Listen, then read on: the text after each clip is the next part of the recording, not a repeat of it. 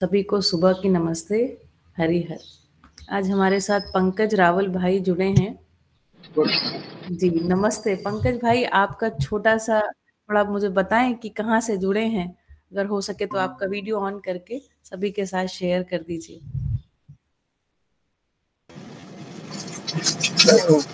मैं अभी बोटाद बोटाद का बरवाला तालुका है, बोटाद डिस्ट्रिक्ट का। जी जी। वहाँ मैं टीचर में हूँ अभी। ओह। और मेरा मूलतः वतन है महसाना डिस्ट्रिक्ट का गांबू गांव। और हम्म। थोड़ी व्यस्तता के कारण कभी कभार जुड़ सकता हूँ, जी। लेकिन जब जब टाइम मिलता है तब तब जुड़ सकता हूँ। अभी बस में ही ट्रैवलिंग कर रहा हूँ, तो भी आज हाँ। तो चलो आज टाइम है तो उसका लाभ लेते हैं, इसलिए क्या जुड़ बात। गया। अरे वाह, बहुत बढ़िया सभी भैया। को नमस्ते। जी सभी, बिल्कुल बिल्कुल सभी की तरफ से आपको भी नमस्ते। तो पंकज भैया, कब आपने जीवन विद्या का पहला शिविर किया था और अभी किस तरह से अध्ययन में गति है, थोड़ा उसके बारे में भी एक दो लाइन कहें। 16 में सुरेश भाई पटेल जी की पहली शिविर की थी बलोल में, महसाना के पास में। जी। फिर एक सोमदेव जी त्यागी की पालीताना में शिविर की, एक हम्म। पीराना में भी शिविर की, और एक विशनगर में। कुल मैंने 4 शिविर अभी तक की है, लेकिन हम्म। अध्ययन में अभी आगे नहीं बढ़ा। और वो भूपेश भाई रावल है खेड़ा से, वो हाँ हाँ। मेरे बड़े भाई होते। तो अच्छा। उन्हों के द्वारा मैं इनसे जुड़ा हुआ हूँ जीवन विद्या से। ओहो। ओहो, बहुत बढ़िया बहुत बढ़िया। तो ये तो बहुत अच्छी बात है, एक तरह से देखा जाए कि आपने 4 परिचय शिविर कर लिए हैं। कुल मिलाकर के परिचय की जो विषय वस्तु है वो आपको स्पष्ट है, ऐसा मुझे समझ में आया। और साथ साथ आप टीचर हैं, तो एक बड़ी लंबी दूरी तक ये जो बात है ना, ये आप ले जा पाएंगे स्वयं भी। और अध्ययन नहीं किया है तो ये भी ठीक है, क्योंकि हम यहाँ पर इस क्लास में ऐसे ही लोगों के साथ हम यहाँ पर जो अध्ययन है वो कर रहे हैं, जिन्होंने अध्ययन वगैरह में अभी तक शुरुआत नहीं करी है। और अभी हम जीवन विद्या एक परिचय है ना, इस पुस्तक को ही पढ़ रहे हैं। तो बहुत बढ़िया पंकज भाई, आपका स्वागत है। सुबह जब भी आपको समय मिले इसमें जुड़ते रहिए, है ना। और इसको हम एक वैज्ञानिक विधि से बहुत सारे वीडियोस के माध्यम से भी अध्ययन कर रहे हैं। तो ये भी एक खास बात है इस मेरे जो मैं जिसको ये लीड कर रही हूँ अध्ययन को, ग्रुप को। ठीक है, बढ़िया भैया, आपका स्वागत है। बढ़िया। और आज हमारे साथ और भाज्जा रमणीक रमणीक भाई, मुझे लगता है रमणीक भाई आपका भी एक परिचय थोड़ा सा दे दीजिए, है ना, तो सभी के साथ एक मैं केशव से हूँ। अच्छा जी। हाँ। भैया अगर आपका हो सके तो वीडियो भी ऑन कर लीजिए, ताकि हम आपके नाम के साथ आपका एक चित्र बना सकें। जी जी हाँ। जी। अभी मैं कच्छ में वो सम्मेलन हुआ था ना, रामकृष्ण ट्रस्ट में, वहाँ आया था। जी, मुझे लगा आपने आपने मुझे देखा था। मैं हाँ मुझे ऐसा हाँ लगा हाँ मैंने हाँ हम हाँ मिले हाँ, हैं आपको जी। देखा था मैंने, वल्लभ भाई के साथ था मैं। हाँ, yes yes yes yes yes, okay. Keshav से आया था। हाँ हाँ, बढ़िया हाँ, बढ़िया डॉक्टर बढ़िया। छोटालाल मेरे को पहचान। खूब खूब खूब। तो रमणीक भाई, आपने परिचय शिविर कहाँ किया और पालीताना में किया, आपने ऐसा बताया है ना। नहीं नहीं नहीं नहीं, हाँ, मैंने आपने कहा। परिचय परिचय शिविर किया ही नहीं है अभी अच्छा तक। अच्छा ऑनलाइन वास्तुकला का मेरा वो देखा है मैंने। अच्छा वास्तुकला अच्छा। के, हाँ हाँ, अध्ययन हाँ, बिंदु, वो मानव व्यवहार दर्शन और परिचय 4-5 प्रबोधक का किया है, अलग अलग ऑनलाइन ऑनलाइन। हाँ ऑनलाइन। यूट्यूब। अरे भाई, आपको तो मानना पड़ेगा, है ना। तो जो शोध है ना, एक एक सूत्र अभी हम पढ़ रहे थे कुछ दिन पहले। प्रत्येक परमाणु अंश में शोध है ना, वो सतत है ना।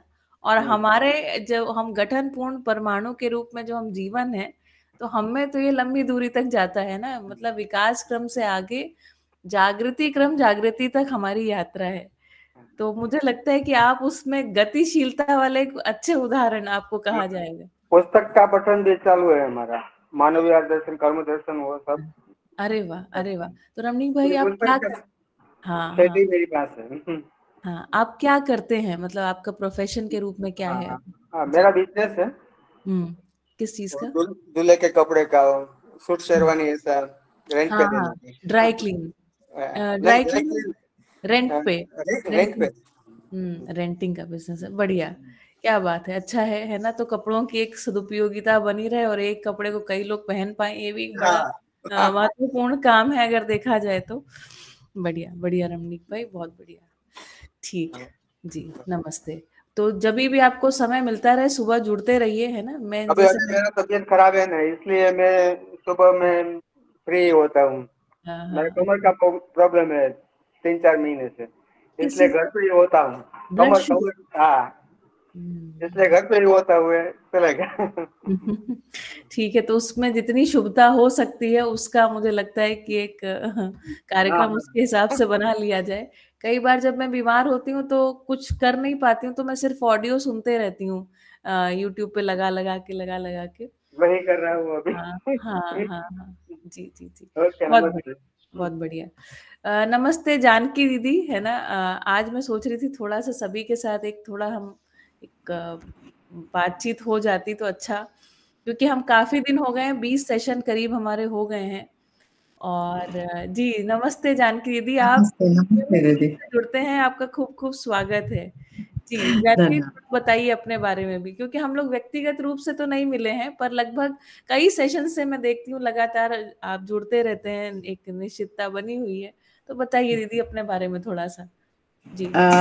मैं और मेरे हस्बैंड सुशील जी, हम दोनों ही 2021 में पालीताना में सोम भैया का शिविर किया था। उसके हम्म बाद मानव व्यवहार दर्शन का एक सेशन मैंने किया, हम्म। और फिर हम लोग लगातार किसी न किसी विधि से जुड़े हुए हैं ही।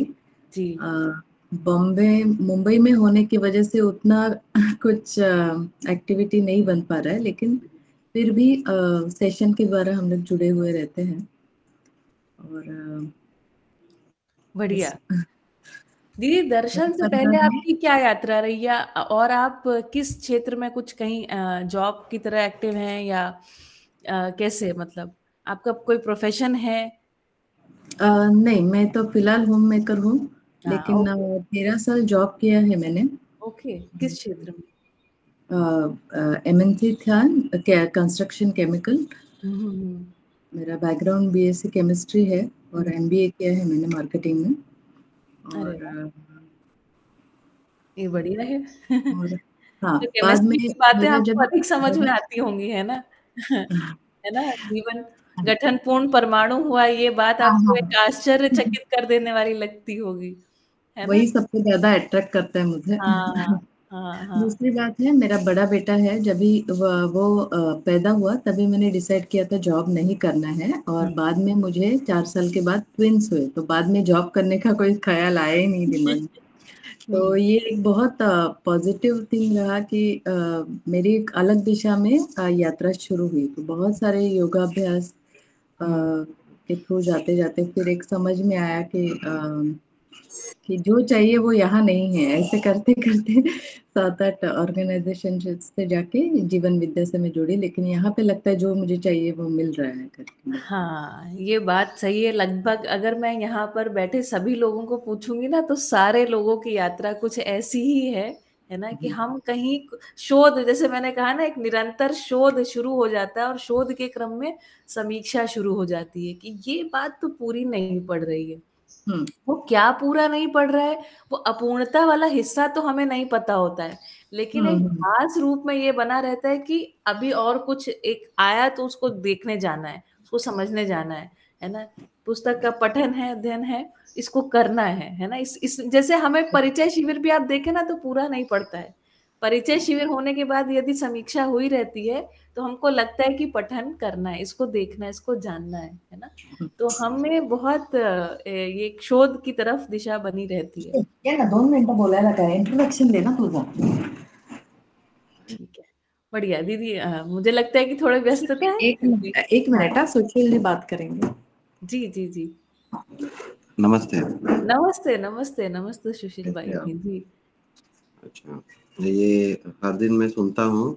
जी काफी प्रैक्टिकल लगते हैं, और जो इकोलॉजी के बारे में बताते हैं, मतलब एनवायरनमेंट और पर्यावरण और जीवन विद्या, जी। जो सही इसमें रहना है, बिना ज़्यादा ज़्यादा सुविधा नहीं बोलते, सुविधा है ही, लेकिन वो सुविधा हम नॉर्मल इसमें कैसे बैलेंस के साथ पा सकते हैं, हम्म। उसका एक प्रॉब्लम के तौर पे आप एक्सप्लेन करते हो सुबह, और उसके बाद में कई सारे सक्सेसफुल सॉल्यूशंस जो आप दिखाई देते हो, जी। उसे डिफिकल्ट है, लेकिन अगर सही सोच और प्रयत्न करे तो वो इस जीवन में कैसे सक्सेसफुल हो सकता है, वो एक प्रेरणादायी करके एक प्रोग्राम लगता है, इसलिए स्टार्ट अच्छा होता है।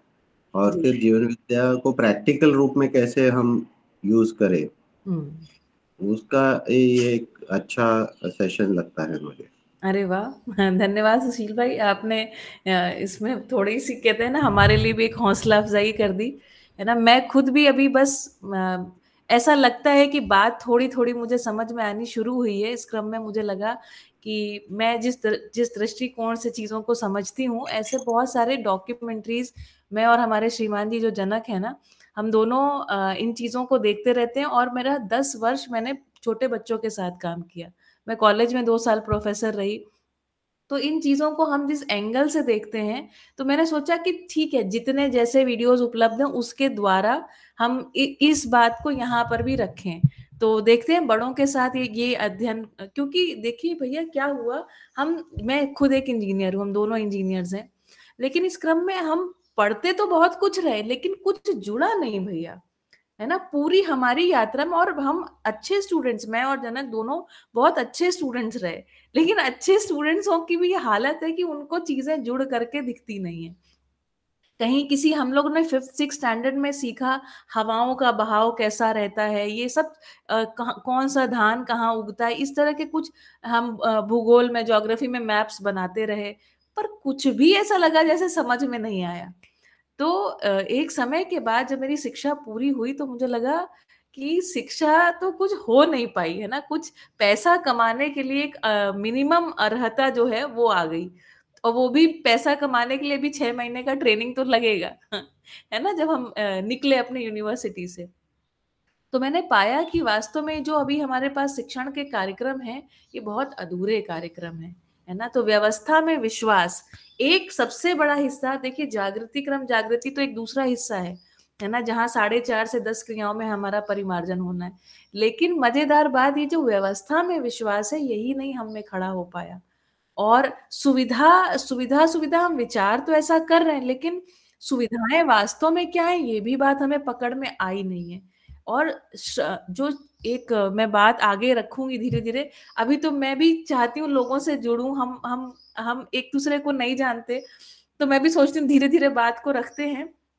पर श्रम की मानसिकता का ना होना इस क्रम में बहुत ऐसी हमने सुविधाएँ हाथ में ले ली मतलब सुविधाओं के पीछे भागने लगे, जो वास्तव में हमारे शरीर के लिए ही दुखदायी हो गई अंत में। सुविधा संग्रह इस अर्थ में था कि शरीर को आराम मिल जाए। लेकिन उसका एक कहते हैं ना निश्चितता वहाँ पर कहीं एक जगह पर हमें फुल स्टॉप लगाना था, वो भी नहीं लगा पाए। और हमारी जनरेशन तो भैया आपकी जनरेशन थोड़ी शायद हमसे आगे होगी, मुझे नहीं पता लेकिन हमारी जनरेशन में तो श्रम की मानसिकता ही समाप्त हो गई है ना? जब हम बड़े हो रहे थे तो जो हमारे बड़े लोग होते थे कहते थे बेटा पढ़ोगे लिखोगे है ना, बनोगे नवाब। तो इस क्रम में हम खूब नवाब बन गए और नवाबी में हमने इतने सारे शारीरिक दुख मोल ले लिए कि पूछिए मत, है ना?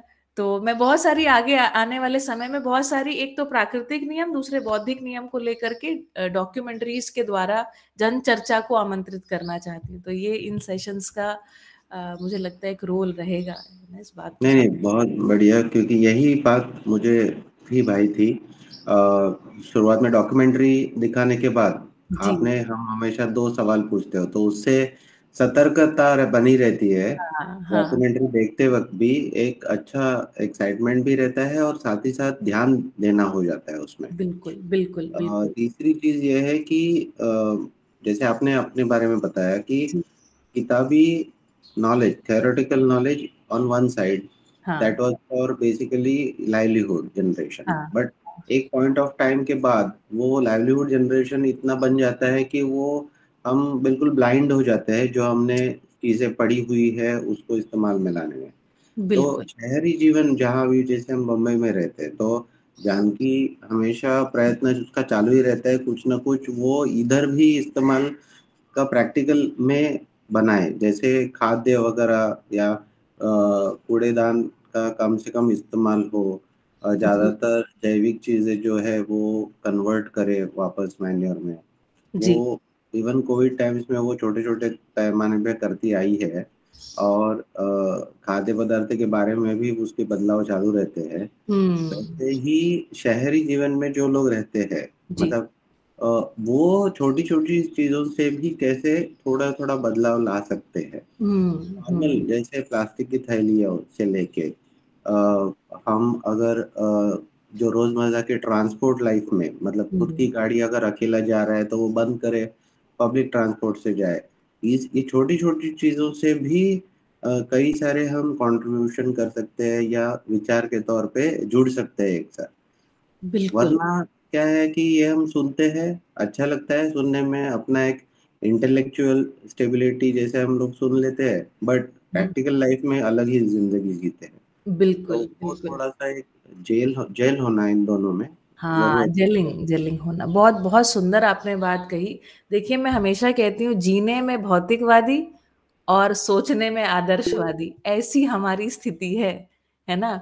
और ये हमारे पास पहली बार सह-अस्तित्व का जो विचार आया है, एक तो पहला कार्यक्रम इसको पूरा समझना, लेकिन साथ-साथ व्यवस्थाओं को बनाए रखना, धरती ही ना समाप्त हो जाए, ऐसी स्थिति में ना पहुँच पाए जागृति होने के पहले, है ना? बहुत बढ़िया, सुंदर सुंदर है ना? एक बहुत अच्छी बात है। इसमें भरत भाई और एक जी, प्रैक्टिकल स्टेप कैसे कर सकते हैं कि जो भी इंजीनियरिंग कॉलेजेस है, जैसे आप भी दोनों इंजीनियर्स हो, जी, जी, तो जी। जैसे इंजीनियरिंग कॉलेजेस में अभी दिल्ली में हैप्पीनेस करिकुलम के ज़रिए स्कूलों में तो आ गया बच्चों में। हुँ, हुँ। और इंजीनियर्स जब वो, या कोई भी यंग जनरेशन जो उनके आखिरी अ, मतलब 2 सालों में रहते हैं, जी, उनमें भी एक जो यंग ब्लड होता है उसमें कुछ न कुछ करने का तो होता ही है, लेकिन उनको रास्ता नज़र नहीं आता। बिल्कुल। और उनको उस टाइम पे केवल थ्योरेटिकल नॉलेज मिला जाता है और फिर पैकेज का एक अमाउंट बताया जाता है। तो वो हुँ, फिर लाइन में लग जाते हैं। उसमें अगर लास्ट 2 इयर्स में अगर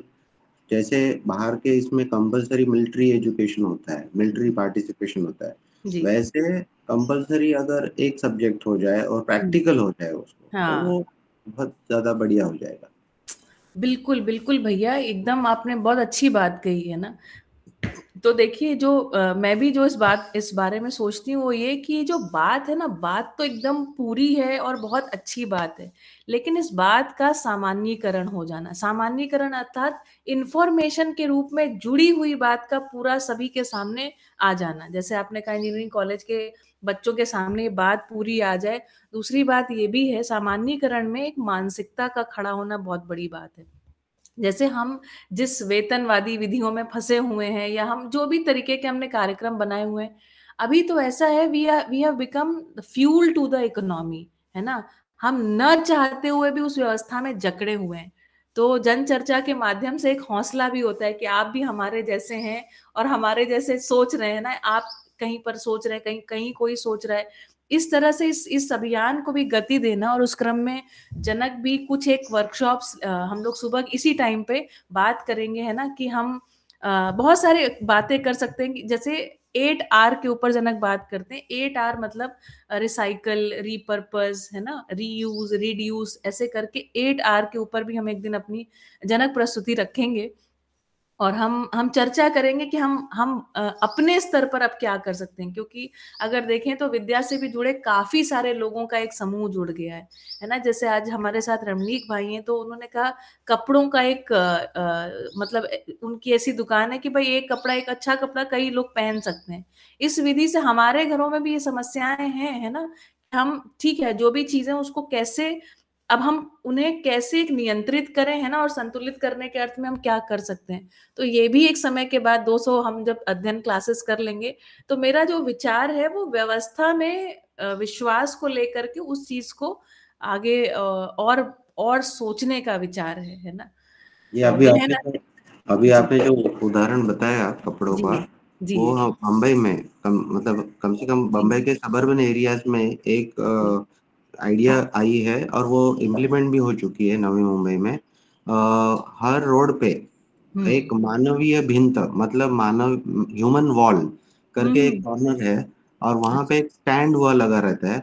हर एक घर में जिसको अगर कोई चीजें वो इस्तेमाल कर चुका है और उसको लगता है ये ठीक ठाक है और दे सकता है सोसाइटी को वापस, जैसे कपड़े हैं, जूते हैं, किताबें हैं या और भी कोई चीज है, वो उधर वो लाके रख देता है और जिसको जरूरत है वो ले सकता है वहां से। बिल्कुल, बिल्कुल, है ना? ये बिल्कुल है ना, ये एक पहला कदम की तरह मैं देखती हूँ। मैंने एक ये पढ़ा था, कहीं आर्टिकल पढ़ा था, उसमें ऐसा कहा गया था कि पूरे मानव समाज मतलब इस धरती पर रहने वाले सभी मानवों को जितना कपड़ा अगले 25 वर्ष के लिए चाहिए, है ना? जो कि ऐसी स्थिति है जहां पर कोई भी व्यक्ति नया कपड़ा भी पहन रहा है, मतलब जिस गति से वो नया कपड़ा चाहता है, जैसे हमें साल में 2 जोड़ी 3 जोड़ी कपड़ा चाहिए रहता है, तो नया कपड़ा पहने, है ना? इस विधि से भी यदि देखा जाए तो 25 वर्षों के लिए कपड़ा ऑलरेडी बन करके दुकानों में और मिलों में तैयार है। कपड़ा बनाना एक बहुत गहन प्रक्रिया है, जिस गहन प्रक्रिया में बहुत सारा पानी, बहुत सारा प्रदूषण होता है ना? लेकिन हमारी जो सरकार है, जो समाज है, जो कपड़े मिल वाले हैं, जो फैशन इंडस्ट्री है ना? वो इस बात को या तो स्वीकार नहीं कर रही है या तो स्वीकार करना नहीं चाहती है, इसकी तरफ ध्यान ही नहीं है उन चीज़ों का, या चाहती है कि हम उससे अनदेखे बने रहें। तो ये भी है ना, मानसिकता में परिवर्तन एक बहुत बड़ा काम है ना, जैसे कि फैशन के आधार पर चीजों को बदलना। तो यंग जनरेशन में बहुत सारी मान्यताएं आ गई हैं ना कि हमको फैशन के हिसाब से चलना है, no I am looking cool when I am wearing this, something like that. तो ये मानसिकताओं का उन्मूलन है ना, या मानसिकताओं में परिमार्जन, ये एक बहुत लंबा कार्यक्रम है यदि देखा जाए तो इसके लिए भी हमने सोचा है। मैं अभी लगभग 110 शिक्षकों के साथ 2-3 दिन पहले मैंने एक वर्कशॉप लिया और उस पे हम आए, और एक समय के बाद में इस दिशा को भी उठाते हुए हम दर्शन के रोशनी में बातों को रखेंगे, है ना? तो ऐसी एक इच्छा है। बढ़िया। भरत भाई ने हाथ उठाए थे, लेकिन मुझे लगता है किसी कारणवश चले गए हैं। चलिए, तो बाकी मुझे लगता है कि हम और लोगों से मुलाकात करेंगे कल। और आज मैं वापस एक बार थोड़ा सा रिवीजन करवाना चाहती हूँ। लगभग जुड़ने वाले सभी लोग नियमित रूप से जुड़ते रहते हैं। निमिषा दीदी हैं, जानकी दीदी हैं, है ना? और भी बहुत, विनू भाई हैं, मानसी बहन है, सुमन भाभी हैं, इन सभी का खूब धन्यवाद। मैं वापस एक रिवीजन कराती हूँ और आगे आज हमारे 10 वीडियोस पूरे हो गए हैं। 10 के बाद आज मैं आपको 11वां वीडियो दिखाऊंगी और उसका एक सार रूप में आपके साथ कहती हूँ। विकास क्रम विकास की यात्रा है ना, और विकास क्रम विकास की जो यात्रा है, इसमें प्रकृति में व्यवस्था का प्रगटन हुआ है ना। कोई व्यवस्था बनाने वाला नहीं है, लेकिन हम निरपेक्ष ऊर्जा को या व्यापक सत्ता को प्रेरणा के रूप में पहचानते हैं। प्रेरणा स्वरूप क्या हुआ, इस पूरे अस्तित्व में व्यवस्था का प्रगटन हुआ है। प्रकट होना मतलब स्वयं स्फूर्त विधि से आगे वाली अवस्था का आ जाना। स्वयं स्फूर्त विधि से जो अवस्थाएं हैं वो व्यवस्था में है ना। अवस्थाओं का व्यवस्था में होना बराबर सह अस्तित्व का प्रमाणीकरण, है ना। जो अनुषंगीयता है उसमें, वो जो है वो निश्चितता का आधार है, निश्चित आचरण का आधार है। जो अनुषंगीयता है, जो प्रत्येक इकाई में जो अनुषंगीयता है, वही उसका त्व है, और वही हर एक इकाई निरपेक्ष ऊर्जा में डूबी भीगी घिरी है, अर्थात संप्रक्त है, इसका भी प्रमाण है। ठीक, तो हमने विकास क्रम विकास की यात्रा में देखा, हम लोग देख रहे हैं धरती कहानी की। 4.5 अरब वर्ष का धरती का श्रम है। एक एक परमाणु अंश है ना, एक तरफ गतित है। इसलिए गतित है कि जो इस अस्तित्व के कुछ गठन पूर्ण परमाणु हैं, जो कि हम और आप हैं, वो है ना, परमात्मा को व्यक्त करने के रूप में, है ना, ये अस्तित्व पर व्यवस्था प्रमाणित हो जाए। हम में जो आचरण होगा ना, वो हमारे भीतर, या हमारे भीतर नहीं, गलत शब्द है, हम परमात्मा के भीतर है ना, हम संप्रक्त हैं।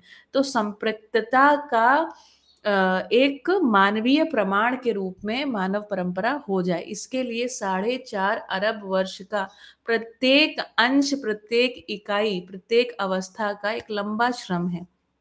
ठीक है, तो मनुष्य का आगमन हुआ लगभग 1 लाख वर्ष पहले। तो इस 1 लाख वर्ष पहले जो मनुष्य आया, धीरे धीरे धीरे धीरे स्वयं को पहचानते रहा, पर पहचाना किस आधार पर? 4 विषय और 5 संवेदनाओं के आधार पर ही पहचानता रहा। एक हमने देखा था जीवन का आगमन करके वीडियो, लेकिन जीवन यहाँ पर हम जिसको कह रहे हैं वो हमारे अंदर जो चैतन्य सत्ता है, या जो हमारे अंदर नहीं, हम ही चैतन्य सत्ता है। देखिए भाषा जो है बार बार आती रहती है, जो भाषा हमने कहीं ना कहीं सुनी हुई है उसके प्रति भी थोड़ी सतर्कता को बनाए रखना है। तो मैं चैतन्य सत्ता हूँ और मेरे पास जो है ये शरीर है, ठीक है। तो इसमें हमने देखा 1 लाख वर्ष की यात्रा में मनुष्य ने बहुत सारा श्रम किया है ना, आहार, आवास, अलंकार, दूरगमन, दूर श्रवण, दूरदर्शन को लेकर के एक लंबी यात्रा मनुष्य वहां तक पहुंचा, लेकिन जहां तक पहुंच सकता था वहां तक पहुंच गया। 4 विषय 5 संवेदनाओं के लिए अधिकतम जो किया जा सकता था वो हो चुका है ना। इस अर्थ में अब इससे अधिक कुछ हो नहीं सकता, है ना। इसके आगे कोई तृप्ति बिंदु, है ना, इस विधि से तो मिलेगा नहीं। ऐसी एक समीक्षा भी हम कर पाए हैं, है ना। और कर मतलब किसी और विधि से नहीं, स्वयं में ही हमें ऐसा लगता है कि इसमें तृप्ति नहीं हो रही। 28, 30, 32, 35 वर्ष की उम्र में बहुत सारे लोगों के भीतर एक रिक्तता कहीं ना कहीं वो महसूस करने ही लग जाते हैं, ठीक है। तो मनुष्य का आगमन हुआ और अपने आप को सर्वाइवल, अडेप्टेशन, इस जीव विधि से ही, मतलब किसी ना किसी तरीके से एक स्ट्रगल बने रहा, और उस स्ट्रगल को झेलता झेलता मनुष्य अब इस जगह पर आ गया है जहां पर आहार, आवास, अलंकार, इन चीजों की अभी एक उसके लगभग हमारे पास, हम अभी आज जितने लोग यहाँ बैठे हैं उनके पास तो एक ठीक ठाक स्थिति है ही, है ना। लेकिन उससे अधिक फिर क्या चला गया? सुविधा संग्रह में चला गया और अतृप्ति को महसूस करता ही रहा। आगे हम देखते हैं तो प्रकृति में एक एक घटना को देखें तो ऐसा लगता है जैसे हमारे आने के लिए ही पूरी चीजें सज रही थी ना। एक एक घटना इतनी सटीकता से हो रही थी कि सटीकता पर आश्चर्य होता है। जैसे एक बहुत बड़ी, बहुत लंबी दूरी से एक उल्का पिंड आता है, धरती से टकरा जाता है और धरती ठीक 23.5 डिग्री कैसे झुक जाती है, ये बात मुझे चमत्कार से कम नहीं लगती, है ना। चमत्कार का अर्थ मतलब कोई रहस्य नहीं, पर एक चमत्कृत कर जाती है कि 23.5 डिग्री झुक जाने के फलस्वरूप ही इसमें मौसम की एक ताल की स्थापना की संभावना उस क्षण बन जाती। हालांकि इस बात का प्रकटन होने में एक लंबा समय लगता है। मौसम की ताल में जंगलों का क्या महत्व है, इसको हमने देखा। और फिर हमने वीडियो में देखा कि मानव इस धरती पर आया तो ऐसा आया कि वो बुली की तरह आया, है ना। एक दादागिरी एक चलाने लगा, एक कहीं ना कहीं ऐसी पता नहीं कैसे कल्पना बन गई, किसी आवेश स्वरूप प्रकृति के साथ एक न जीने की स्थिति में आवेश स्वरूप, है ना, मनुष्य जो है प्रकृति को जीतने के प्रयत्न करने लगा, है ना। तो आखिरी में उस वीडियो में कहा था कि जो दादागिरी है ना ये आज तक चली है और ना ये आगे चलेगी।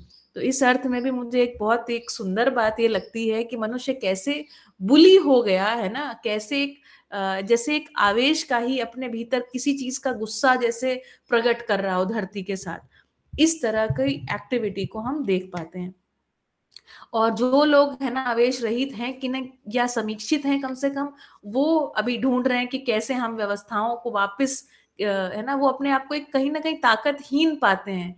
तो हम हालांकि ताकतहीन नहीं है, लेकिन ऐसा महसूस होता है कि जैसे हम ताकतहीन हैं और कुछ हम इम्पैक्ट नहीं कर पा रहे हैं व्यवस्था में।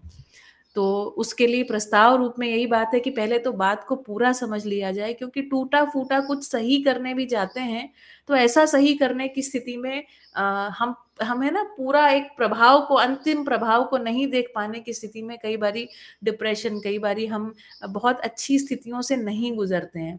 तो कम से कम बात को एक बार पूरा समझ लिया जाए, है ना। तो एक ये भी बात कही में कि समाधान बराबर सुख। जब इस अस्तित्व की व्यवस्था को हम ठीक ठीक समझ लेते हैं, पूरा सुन लेते हैं, पूरा जान लेते हैं, तो भी एक हमारे भीतर है ना एक रिलैक्सेशन की स्थिति में हम आ जाते हैं। तो कम से कम बात को पूरा सुनना। फिर हमने वीडियोस देखे मिट्टी, खेती, नदी और भूजल को लेकर के। एक एक इकाई एक दूसरे के साथ जुड़ी है ना। कोई भी चीज जैसे जल चक्र हमें आंख से नहीं दिखता, लेकिन घटनाओं के रूप में घटनाएं हमें आंख से दिखती हैं। तो ये सब जुड़ा हुआ है ना, उसका कोई तालमेल है। जो एक तो है कि आंखों से दिखती हैं कुछ चीजें ना, 5 इंद्रियों से हम कुछ परसीव कर सकते हैं, जैसे हम बारिश का गिरना परसीव कर सकते हैं ना, लेकिन बारिश गिरने के प्रयोजन को परसीव करना ये बहुत महत्वपूर्ण काम है। प्रयोजन जो है वो एब्स्ट्रैक्ट है ना, वो हमें दिखता नहीं। जैसे व्यापक सत्ता है ना, उसका कोई रूप गुण स्वभाव धर्म हमको पता नहीं चलता, हम उसको आंख से रूप के रूप में नहीं देख सकते। इसी प्रकार है ना, वो महाकारण के रूप में प्रयोजन के अर्थ में ही पहचान में आती है, जो कि प्रत्येक इकाई और उसके होने के रूप में निहित है। ठीक है, तो जो अध्ययन जिसको बाबा जी कह रहे हैं ना, वो अध्ययन ऐसा ही है, इकाई के साथ उसके प्रयोजन का अध्ययन। इकाई के साथ जब प्रयोजन समझ में आता है तो इकाई इकाई के बीच में जो सह अस्तित्व है ना, तो जो प्रयोजन है वही इकाई और इकाई दूसरी इकाई के बीच में सह अस्तित्व है। इसलिए अध्ययन आवश्यक है। किसका? तो प्रत्येक इकाई का, प्रत्येक अवस्था का अध्ययन आवश्यक है। तो अध्ययन का मूल काम कितना? तो प्रयोजन का समझ जाना है ना, कोई भी वस्तु इस अस्तित्व में किस प्रयोजन से, इस प्रयोजन को जब हम ठीक ठीक सटीक देख पाते हैं तो सह अस्तित्व समझ में आता है। ऐसा समझ में आने के क्रम में जीना स्वाभाविक रूप से स्वयं स्फूर्त विधि से होगा ही। ठीक है, तो मिट्टी को जब देखा तो देखा कि कैसे मिट्टी जो है अपनी उर्वरता को खोती जा रही। आखिरी में कंक्लूजन निकला कि यदि हम धरती में जो उर्वरता का जो स्रोत है, उर्वरता की जो विधि है ना, यदि उसको नहीं पहचान पाए और वैसा नहीं कर पाए, और खाद के रूप में हमने चीजें छांट रहे हैं हम धरती के ऊपर, और वो धुल धुल के है ना यहाँ वहां पहुंच रही हैं, जल स्रोतों में पहुंच रहे हैं केमिकल्स, इस विधि से मानव सुखी नहीं हो पाएगा। बाबा जी ऐसे कहते हैं कि किस विधि से मानव सोच लिया ये हमको समझ नहीं आया, है ना। तो मैं भी हमेशा सोचती हूँ कि ऐसा आधा अधूरा देखने वश जो हम एक मूढ़ जैसी स्थिति में खड़े हुए हैं, और मूढ़ में भी किंग कर्तव्य विमूढ़ है ना, किया क्या जाए, ऐसी भी एक मूढ़ता हमको समझ में आती है। और साथ में मूढ़ होने के साथ साथ हम एक विवश भी स्थिति में खड़े हुए हैं कि जो भी हमने अब खड़ा कर लिया है इसमें जीना हमारी विवशता के रूप में दिखाई पड़ता है। तो मैं कभी कभी कहती हूँ कि मूढ़ताएं और विवशताएं है ना, ये इनका सह अस्तित्व के रूप में दिखाई पड़ता है। हालांकि मूर्ताओं और विवशताओं है ना, ये दोनों चीजें भ्रम है, तो इनकी कोई परंपरा बनेगी नहीं, इस बात से उत्साह भी होता है ना कि भाई मूर्ता की कोई परंपरा तो बनने वाली नहीं है। तो समझने के लिए मनुष्य सतत आतुर कातुर रहेगा, है ना, और हम आतुर कातुर हैं, इस अर्थ में यहाँ बैठे भी हैं। खेती को देखने जाते हैं तो पता चलता है खेती को भी अभी हम ठीक से समझ नहीं पाए, है ना, कितने पानी में कितना उत्पादन हो सकता है, ऐसा सब हम अभी शोध कर रहे हैं, और अच्छी बात है ना। तो खेती, मैं व्यक्तिगत रूप से ऐसा सोचती हूँ, जिस तरीके से अभी अभी बहुत बड़े बड़े प्लॉट्स को बना करके खेती की जो एक स्थिति को बना दिया है कि कोई एक है ना बहुत शोषित वर्ग ही खेती करेगा, इस विधि से मुझे नहीं लगता समाधान आएगा। मुझे लगता है एक ऑर्गेनिक गार्डनिंग विधि से ये चीजें घटेंगी। गार्डनिंग मतलब छोटे छोटे क्षेत्रों पे मनुष्य अपने खाने के लिए, और जब अपने खाने से अधिक होगा तो उसको आगे विनिमय विधि से ही मुझे लगता है ये घटना घटेगी। क्योंकि हमने जब 5-6 साल 7 वर्ष करीब खेती किया, खेती को समझा, तो हम ये समझ पाए कि जब हम एक दूसरे से जुड़ाव को महसूस नहीं करते, हमें नहीं पता कि हम जो गेहूं उगा रहे हैं, जो चावल उगा रहे हैं, जो मूंग उगा रहे हैं, ये खाने कौन वाला है ना, तब तक उसमें कोई अपनापन विधि से तो हम काम कर सकते नहीं है ना। जब हमने, हमारे पास करीब 20 लोग थे और 20 लोग में ही हमको वो सामान को बांटना होता था, ऐसा हमने एक व्हाट्सएप ग्रुप बनाया हुआ था। ये 2016 17 18 की मैं बात कर रही हूँ। 14 से लेकर के 20 तक हमने खेती किया। फिर हमारी जो जमीन थी वो थोड़ा हमारे पारिवारिक मसलों में ही पड़ गई, और लोगों को लगा कि नहीं ये जमीन मतलब उन्हें चाहिए, तो इस अर्थ में फिर हमारी खेती जो है वो छूट गई। हमने कोई छोड़ा नहीं है ना, लेकिन ऐसा हो गया तो कोई बात नहीं, ठीक है। तो इस अर्थ में हमने देखा जब वो जो 20 लोग हैं ना, जब उनके साथ हमारा एक निश्चित उठना बैठना है, हम उनको जानते हैं, हम उनके साथ गलत कर नहीं सकते, है ना। तो इस स्वरूप में एक अंदर प्रेरणा बनी ही रहती है कि हमें सही करना है ना। जब हम अपने खाने के लिए उगा रहे हैं, अपनों के खाने के लिए उगा रहे हैं, तो सही ही करेंगे, गलत हम कर नहीं सकते। ठीक है, तो इस तरीके से हम टूटे फूटे है ना, सब जो करने वाला है वो टूटा फूटा हुआ है, उसको पता ही नहीं है कि हम किसके लिए उगा रहे हैं, कौन खाने वाला है ना, तो उसको लगता है मेरी बला से जिसको खाना हो खाए, हमें तो पैसा मिल जाए कुल मिला करके। खेती में हम साथ में, आप लोग सभी अवेयर हैं कि बीजों के रूप में भी हम उर्वरता को खोते चले जा रहे हैं। बहुत सारे ऐसे बीजों का उपयोग कर रहे हैं जिनकी कोई आगे वंश परंपरा नहीं है। देखिए, हम बहुत तरीके से चीजें खो रहे हैं। एक तो हम जो जंगल काटते जा रहे हैं, मुझे बड़ा आश्चर्य होता है, मास एक्सटिंक्शन के रूप में जो वनस्पतियों का हमें पता ही नहीं है कि कोई वनस्पति किस जंगल में जो उग रही है वो किस रोग के लिए उपयोगी हो सकती है। सारक मारक दोनों स्वरूप में कोई भी वस्तु मानव के लिए उपयोगी ही है ना। सारक अर्थात पोषण देने वाली, मारक अर्थात किसी विष को मार सकने की ऐसी पोटेंसी उसमें हो, या किसी जीती चीज को भी मार दे, है ना। लेकिन सारक मारक दोनों रूप में वनस्पतियां मनुष्य के लिए औषधि और भोजन दोनों रूप में कहीं ना कहीं उपयोगी हैं। इस बात को हमें सोचने की जरूरत है। बिना सोचे समझे अभी हम उनको काटते जा रहे हैं, वो एक्सटिंक्ट भी हो गई। वो धरती में किस उनका क्या प्रयोजन था ये हम पता ही नहीं लगा पाए, है ना। और मैं अब सोचती हूँ कभी कभी कि क्या वो वनस्पतियां किसी भी आगे के क्रम में वापस आएंगी क्या धरती पर। तो मुझे लगता नहीं कि ऐसा होगा। लेकिन देखिए, हमारी मूर्खता है ना, हम उसको काटते चले जा रहे हैं। अभी तक मनुष्य शोध भी पूरा नहीं कर पाया है। नदियों को देखने जाते हैं तो लगता है अरे जल चक्र ही ठीक से समझ में नहीं आया। ये जो पूरा चक्र है ये मानव के लिए समर्पित एक व्यवस्था लगती है ना। जब मैं अपने घर में पानी की मोटर चलाती हूँ और टैंक से हम पानी को ऊपर चढ़ाते हैं पानी की टंकी में, तो मुझे लगता है ये एक इतना बड़ा सिस्टम इस पूरी धरती पर है ना, कि जो पानी को नीचे से ऊपर ले जाता है स्वयं स्फूर्त विधि से, है ना। आप देखिए, इस पूरी घटना में कोई इलेक्ट्रिसिटी कोई और चीज का वो नहीं है ना। अपने आप पानी ऊपर पहुंच जाता है और ऊपर के बाद नीचे भी अपने आप पहुंच जाता है। तो मुझे पता नहीं, जनक एक बहुत अच्छी बात बोलते हैं कि यदि व्यवस्था के आधार पर कोई विज्ञान होगा तो विज्ञान में कुछ 4 गुण होंगे, और उन चारों विज्ञानों में, चारों गुणों में एक बात वो कहते हैं कि वो चीज है ना, आवाज नहीं होगी उसमें। जब भी कोई चीज व्यवस्थित होगी तो जो विज्ञान का स्वरूप होगा उस विज्ञान में आवाज नहीं होगी। तो जो मोटर की आवाज है वो बहुत हमको आवाज कभी कभी लगती है। हम हमारे ड्राइंग रूम के बाजू में ही वो रखी हुई है, तो हम वहीं बैठते हैं तो वहीं पे पानी की वो चढ़ने की मोटर की आवाज होती है।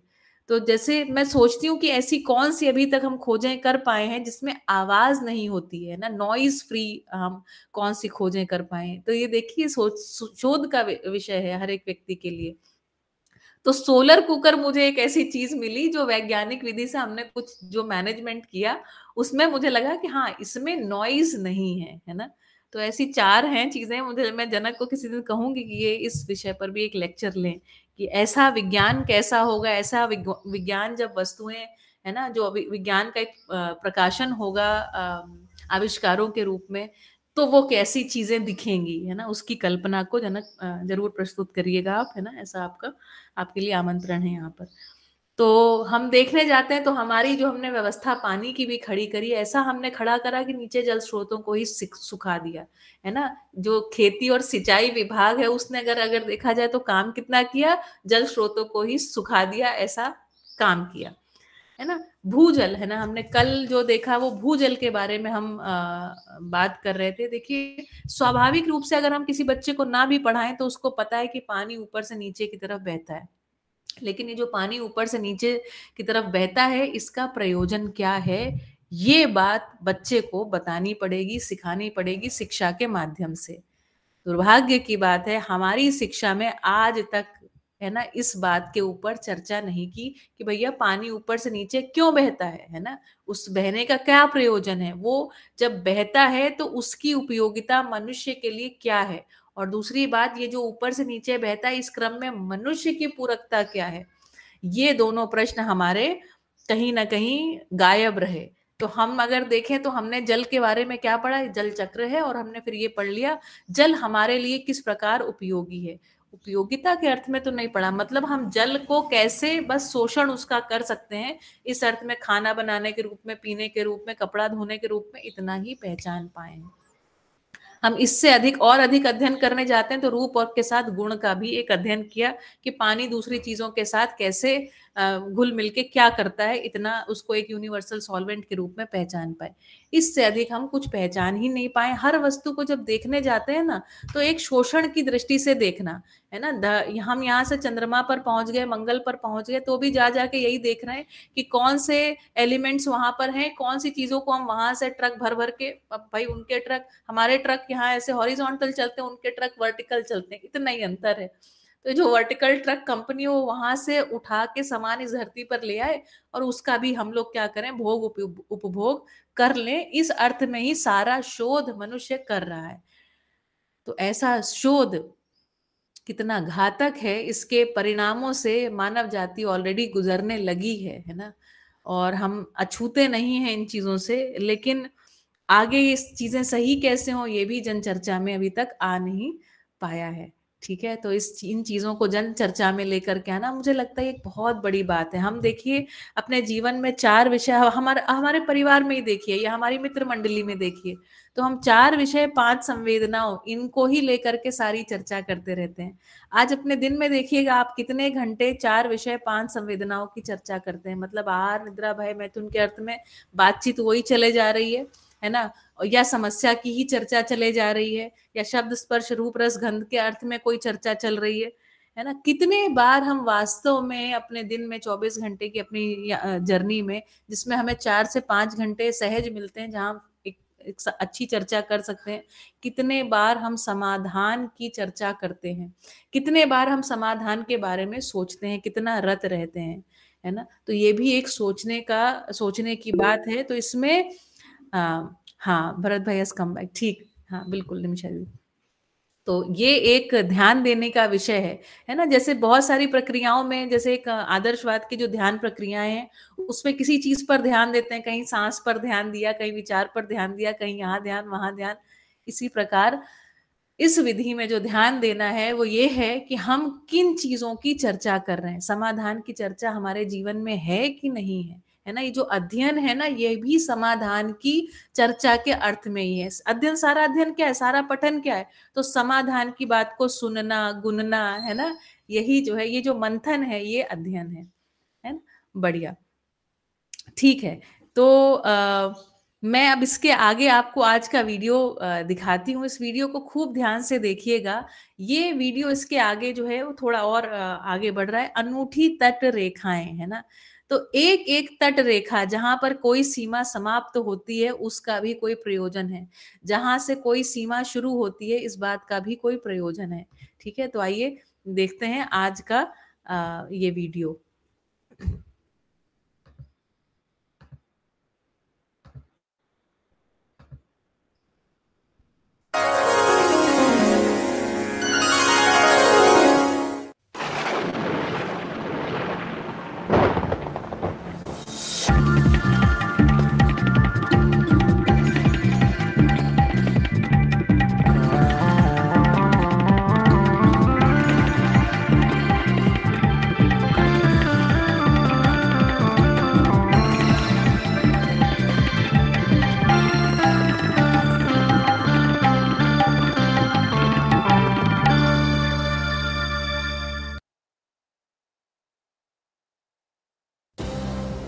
विशाल नीले समंदरों के किनारों पर रेंगते हुए प्राणियों में से एक है केकड़ा, यानी क्रैब। देखने में भले ही ये छोटे लगें, पर इनकी अहमियत इनके आकार से कहीं ज्यादा बड़ी है। लहरों के उतार चढ़ाव के मुताबिक रेत के अंदर बाहर होने वाले ये क्रैब्स तटरेखा के पारिस्थितिकी तंत्र का एक जरूरी हिस्सा हैं, और इनके बिना यहाँ की आहार श्रृंखला की कड़ियां कभी पूरी नहीं हो सकती। ये अनूठी तटरेखाएं ऐसे ही अनेक जैव रूपों के लिए जीवन का आधार हैं।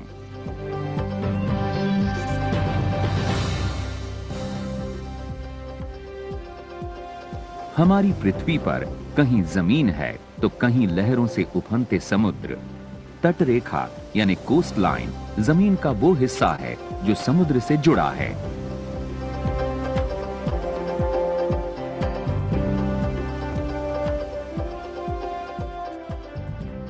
तकनीकी तौर पर धरती के वो किनारे जहां से महाद्वीपीय ढलान यानी कॉन्टिनेंटल स्लोप की शुरुआत होती है, कोस्ट लाइन कहलाते हैं। ये किनारे ज्वार भाटा के उतार चढ़ाव के अनुसार कभी दिखते हैं तो कभी अदृश्य हो जाते हैं। इस नक्शे में हम आउटलाइंस के रूप में सभी कॉन्टिनेंट्स की तटरेखाओं को देख सकते हैं। पूरी दुनिया की कोस्ट लाइंस की कुल लंबाई लगभग 8,60,000 किलोमीटर है। भारतीय कोस्ट लाइन की लंबाई पाकिस्तान से बांग्लादेश की सीमाओं के बीच और विभिन्न टापुओं के आसपास करीब 7,500 किलोमीटर है। ये पश्चिम में गुजरात और दक्षिण में कोंकण और मालाबार के तटों से होती हुई कन्याकुमारी के केप कोमोरिन तक पहुंचती है। फिर ये पूर्व में कोरोमंडल कोस्ट से गुजरती हुई पश्चिम बंगाल में सुंदरबन तक जाती है। इसके साथ ही भारतीय तटरेखा अंडमान निकोबार द्वीप समूह और लक्षद्वीप आइलैंड्स में भी मौजूद है। पृथ्वी पर ये कोस्ट लाइंस अलग अलग रूपों में देखी जा सकती हैं। कहीं पर ये रेतीली होती हैं तो कहीं पर पथरीली। अन्य कई जगहों पर यही तटरेखाएं सपाट जमीन, नमक से भरे दलदल या फिर नदी के मुहानों के रूप में भी होती हैं। ये सभी संरचनाएं किसी एक जगह पर एक साथ नहीं दिखती। तटरेखाओं को बनने में लाखों साल लगे हैं और ये प्रक्रिया आज भी लगातार जारी है। समुद्र की लहरें कोस्ट लाइंस को बनाने में एक अहम भूमिका अदा करती हैं।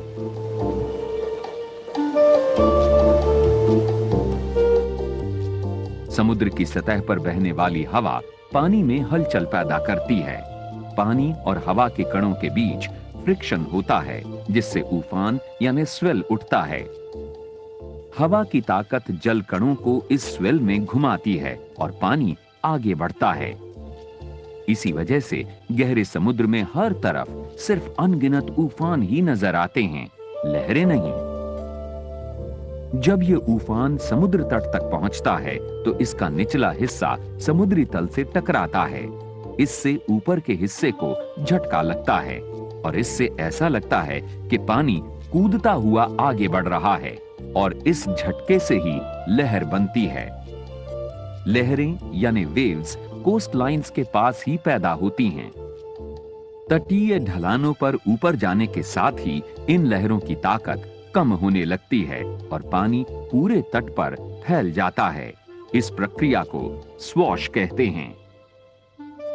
इसके बाद पानी ढलान से नीचे उतरना शुरू होता है। इसे बैकवॉश कहते हैं। लहरों का ये उतार चढ़ाव लगातार चलता रहता है। इससे तट के आसपास बहुत से पदार्थ पहुंच जाते हैं। स्वॉश तट पर हवा की दिशा के साथ एक एंगल बनाते हुए बढ़ती है। धीरे धीरे इसकी ताकत कम होती है और इसके साथ बहकर आया पदार्थ उसी एंगल में तट पर रह जाता है। बैकवॉश तट से 90 डिग्री के एंगल पर होता है। इससे तट पर मौजूद पदार्थ भी 90 डिग्री के एंगल पर पीछे जाते हैं। पानी का ये स्वॉश और बैकवॉश इन पदार्थों की जगह लगातार बदलता रहता है और इस प्रक्रिया को लॉन्ग शोर ड्रिफ्ट कहते हैं।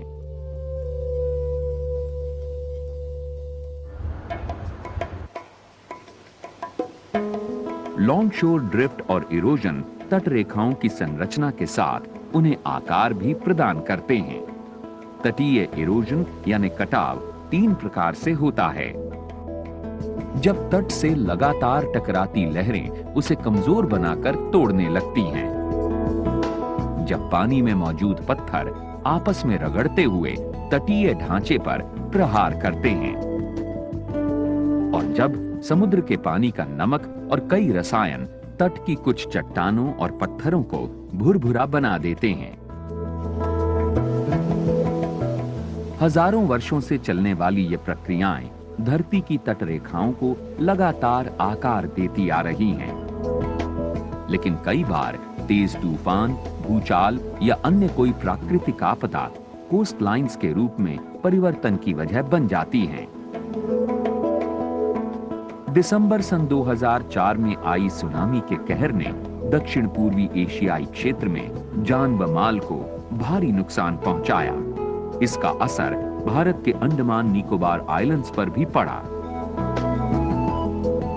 सुनामी लहरों का बहाव इतना तेज था कि अंडमान निकोबार के कई टापू समुद्र में समा गए और कुछ नए टापुओं का उदय हुआ।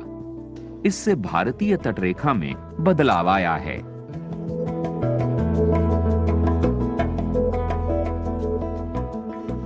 संसार में 90% से ज्यादा लाइफ फॉर्म्स समुद्र में पाई जाती हैं। समुद्र अपवेलिंग क्षेत्रों में बहुत उत्पादक होते हैं। जब जमीन से आने वाली हवाएं समुद्री सतह को गर्म करती हैं, तो गर्म पानी सतह पर फैल जाता है। इससे समुद्री तल से ठंडा पानी ऊपर आने लगता है। ये ठंडा पानी अपने साथ समुद्री तल पर पाए जाने वाले माइक्रो ऑर्गेनिजम्स और छोटे पोषक पदार्थ ऊपर ले आता है। इस प्रक्रिया को कोस्टल अपवेलिंग कहते हैं। कोस्टल अपवेलिंग की वजह से जब पोषक पदार्थ ऊपर आते हैं, तो उन क्षेत्रों में भारी मात्रा में मछलियां उन्हें खाने के लिए आ जाती हैं। अपवेलिंग आमतौर पर कॉन्टिनेंटल शेल्फ्स के पास होती है, इसलिए ये क्षेत्र फिशिंग के लिए ज्यादा उपयोगी हैं। उथला पानी, भरपूर रोशनी और पोषक तत्वों की मौजूदगी अपवेलिंग के लिए सहायक साबित होती हैं। किसी भी इकोसिस्टम में प्राणियों की एक दूसरे पर निर्भरता का अंदाजा आहार श्रृंखला यानी फूड चेन से लगाया जा सकता है। अपवेलिंग के दौरान समुद्री तल के तत्व सतह पर आ जाते हैं। फाइटोप्लैंक्टन्स ऐसे सूक्ष्म समुद्री पौधे हैं जो कार्बन डाइऑक्साइड और सूर्य की रोशनी के द्वारा इन तत्वों का फोटोसिंथेसिस करते हैं। अतः फाइटोप्लैंक्टन्स प्राथमिक उत्पादक यानी प्राइमरी प्रोड्यूसर्स भी कहलाते हैं। फाइटोप्लैंक्टन्स ज़ूप्लैंक्टन्स जैसे सूक्ष्म जीवों का भोजन बनते हैं। ज़ूप्लैंक्टन्स को छोटी मछलियां और क्रैब्स जैसे क्रस्टेशियंस खाते हैं और इन छोटे जीवों को बड़ी मछलियां अपना आहार बनाती हैं और ये बड़ी मछलियां इंसानों का भोजन बनती हैं। तो इस तरह ये आहार चक्र लगातार चलता रहता है। कोरल समुद्र में मौजूद एक अत्यंत महत्वपूर्ण जीव है। कोरल्स को समुद्र का वर्षावन यानी रेन फॉरेस्ट भी कहा जाता है। मछलियों की लगभग 1/3 प्रजातियां अपने भोजन, जीवन चक्र और प्रजनन के लिए कोरल रीफ्स पर ही निर्भर होती हैं। कोरल रीफ्स मुख्यतः ट्रॉपिक ऑफ कैंसर और ट्रॉपिक ऑफ कैप्रिकॉर्न के बीच गर्म पानी के इलाकों में पाए जाते हैं। कोरल रीफ्स समुद्री पर्यावरण का अहम हिस्सा हैं, जो लहरों के तेज बहाव से तटों के इरोजन को कम करते हैं। कोरल रीफ्स की तरह मैंग्रोव्स और मड फ्लैट्स भी लहरों के बहाव को नियंत्रित करते हैं। मैंग्रोव्स की जड़ें तटीय मिट्टी को थामे रखती हैं, जिससे तटीय ढांचे की मजबूती बनी रहती है। कोरल्स 3 से 6 लाख स्क्वायर किलोमीटर में फैले हैं और 100 से भी ज्यादा देशों के जल क्षेत्रों में ये पाए जाते हैं।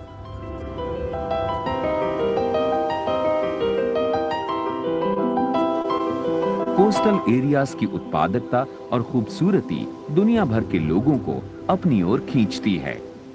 लोग यहां रहने और मौज मस्ती के लिए आते हैं। संसार की लगभग 6 अरब आबादी का लगभग आधा हिस्सा तट रेखाओं के 60 किलोमीटर के दायरे में रहता है। भारत की 26% आबादी यानी 25 करोड़ लोग हमारी तट रेखा के 50 किलोमीटर के इलाके में रहते हैं।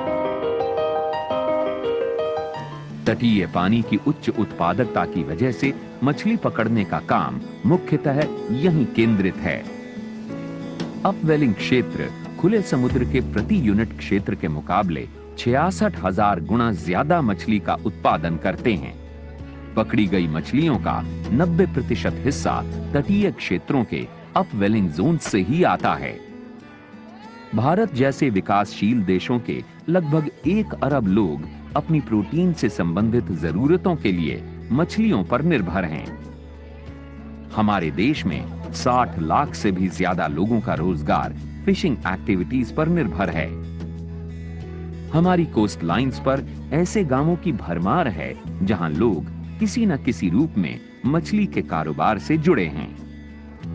मछली पकड़ना, उसकी प्रोसेसिंग, जाल बुनना, मछली का निर्यात और उससे जुड़े कई तरह के कारोबार में लोग हजारों की तादाद में लगे हैं।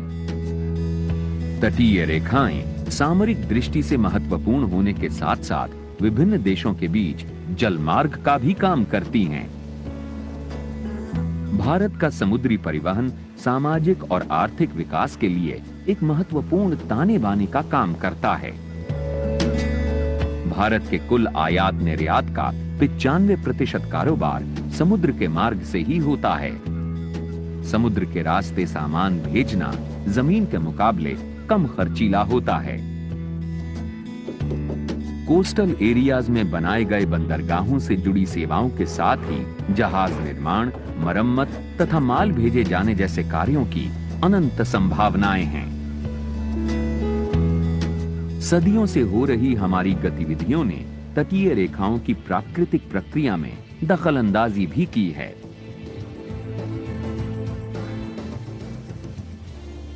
हालांकि लहरों के प्रभाव से कोस्ट लाइंस लगातार बदलती हैं, लेकिन हमारे द्वारा किए गए फेरबदल ने तो इनकी काया ही पलटती है। हमारी गतिविधियों के कारण कई जगहों पर तट रेखाओं को विस्तार मिला है, तो वहीं दूसरी ओर कई स्थानों पर ये तट रेखाएं बहुत संकुचित भी हो चुकी हैं। तटीय इलाकों में बड़े शहर, उद्योग और मनोरंजन के स्थान बनाए जा रहे हैं, और अगर ये सब अनियंत्रित तौर से होता रहा तो कोस्टल इकोसिस्टम पर काफी दबाव पड़ सकता है। विडंबना ये है कि जहां एक ओर रेतीले तट, बैक वाटर्स और अन्य कोस्ट लाइंस के आसपास फैले कोरल्स समुद्री जीवों के प्रजनन के लिए जरूरी हैं, वहीं ये स्थान पर्यटन के लिए भी विकसित किए जा रहे हैं। आधुनिक वाटर स्पोर्ट्स और मनोरंजन की गतिविधियां प्रदूषण और समुद्री जीवों की परेशानियों की वजह बन गई हैं। अव्यवस्थित रूप से तटीय शहरों के बसाए जाने से कोस्टल इकोसिस्टम के प्राकृतिक संसाधनों पर दबाव बढ़ रहा है और इंसानी इस्तेमाल के लिए तटों का लगातार बदलाव भी हो रहा है। पिछले कुछ वर्षों में मछली पकड़ने के तरीके अनियमित होने लगे हैं और इससे प्रदूषण बढ़ा है और समुद्री जीवों की प्रजनन क्षमता में कमी आ रही है। उनके विलुप्त होने का खतरा भी बढ़ता जा रहा है। मछुआरे जब समुद्र में जाल फेंकते हैं तो इन जालों में सिर्फ व्यावसायिक रूप से महत्वपूर्ण जीव ही नहीं फंसते, बल्कि अन्य कई अनुपयोगी जीव जंतु भी फंस जाते हैं जो मछुआरों के किसी काम नहीं आते। इन अन्य समुद्री जीवों को बाय कैच कहते हैं। किसी भी पारंपरिक मछुआरे के पास एक छोटी नाव होती है और वो एक समय में ज्यादा से ज्यादा व्यावसायिक मछलियों को पकड़ना चाहता है। फिशिंग के दौरान ही वो अपनी पकड़ को छांटता रहता है और बाय कैच को उसी समय वापस समुद्र में फेंक देता है, जिससे बाय कैच के जीवों के जिंदा रहने की संभावना बढ़ जाती है। लेकिन आधुनिक फिशिंग की तकनीक अपने साथ कई नई समस्याएं भी लाई है। पारंपरिक मछली को पकड़ने की तुलना में मॉडर्न फिशिंग ट्रॉलर्स बहुत बड़ी तादाद में मछलियों को पकड़ते हैं। साथ ही इन ट्रॉलर्स के जाल में उतनी ही बड़ी मात्रा में बाय कैच भी फंस जाता है। आधुनिक ट्रॉलर्स के जाल काफी विशाल होते हैं और वो समुद्र के तल तक पहुंच सकते हैं। जब ट्रॉलर समुद्र पर चलता है तब जाल समुद्र तल पर घिसटते हुए आगे बढ़ता है। इससे तल पर मौजूद सेडिमेंट्स और मिट्टी हिलकर पानी को धुंधला बना देते हैं। तल पर मौजूद प्राणी डिस्टर्ब होकर उस जाल में फंस जाते हैं और कई कमजोर जीव तो इस डिस्टर्बेंस के कारण मर भी जाते हैं।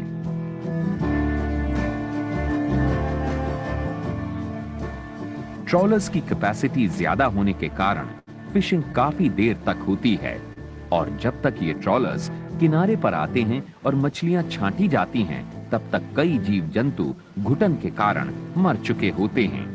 यही कारण है कि समुद्री प्रजातियों की मात्रा आधुनिक मत्स्य तकनीकी के कारण लगातार कम होती जा रही है और उनकी संरचना में भी बदलाव आ रहा है।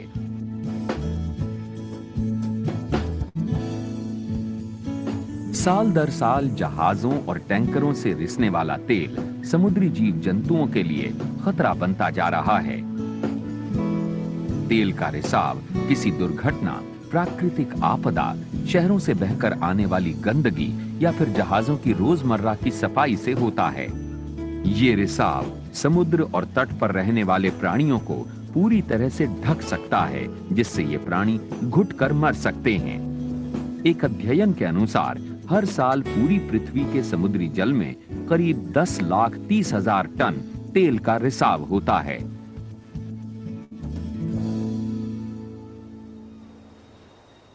तटीय इलाकों में लोगों की जीविका का मुख्य स्रोत है मछली पकड़ना। किसी कारण से अगर इस काम में कोई बाधा आए तो इसका सीधा असर तटीय लोगों के भोजन और उनकी जीविका पर पड़ सकता है। कुछ ऐसी ही स्थिति उड़ीसा में चिलिका लगून के आसपास रहने वाले लोगों की हुई थी। चिलिका एशिया का सबसे बड़ा लगून है। इसके हर तरफ गांव बसे हैं, जिनके लोगों का मुख्य व्यवसाय है मछली पकड़ना। चिलिका का पानी ब्रेकिश है, यानी ये नदी के मीठे पानी और बे ऑफ बंगाल के खारे पानी का मिश्रण है। इसी कारण चिलिका के इकोसिस्टम में कई अनोखे जलीय जीव और वनस्पतियां पनपती हैं। यहां मत्स्य से संबंधित जीवों की कीमत बाजार में काफी अच्छी होती थी, जिससे लोगों की जीविका अच्छे ढंग से चलती थी। लेकिन पेड़ों की अत्यधिक कटाई और जमीन के बदलते इस्तेमाल से इस लगून में अवसाद यानी सिल्ट का जमाव काफी बढ़ गया। वक्त के साथ साथ चिलिका की गहराई कम होती गई और इस कारण लगून का वो हिस्सा जो समुद्र से मिलता था वो बंद हो गया। समुद्र के पानी का लगून से आदान प्रदान इस वजह से बंद हो गया। खारा पानी चिलिका के इकोसिस्टम के संतुलन के लिए बहुत जरूरी है। लगून के पानी में जब खारापन कम हुआ तो कई समुद्री जीव और वनस्पतियां खत्म हो गए। मत्स्य के कारोबार को बहुत भारी नुकसान होने लगा। इस स्थिति से निपटने के लिए चिलिका डेवलपमेंट अथॉरिटी का गठन हुआ। इस संगठन का मुख्य उद्देश्य था चिलिका के इकोसिस्टम का संतुलन फिर से कायम करना। इसके लिए सबसे पहले चिलिका और बे ऑफ बंगाल के बीच एक नया सिरा खोला गया। इससे समुद्र का पानी लगून में फिर से आने लगा और काफी हद तक सिल्ट और सेडिमेंट्स लगून से फ्लश आउट हो गए। खारे पानी में पनपने वाली व्यावसायिक मछलियों का इजाफा फिर से शुरू हुआ।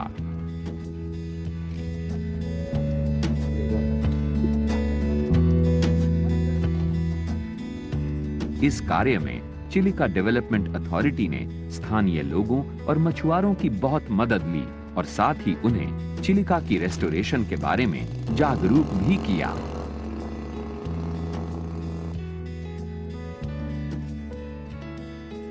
वैज्ञानिक दृष्टिकोण और लोगों के सकारात्मक प्रयासों ने इस लगून को फिर से एक नई जिंदगी दी है।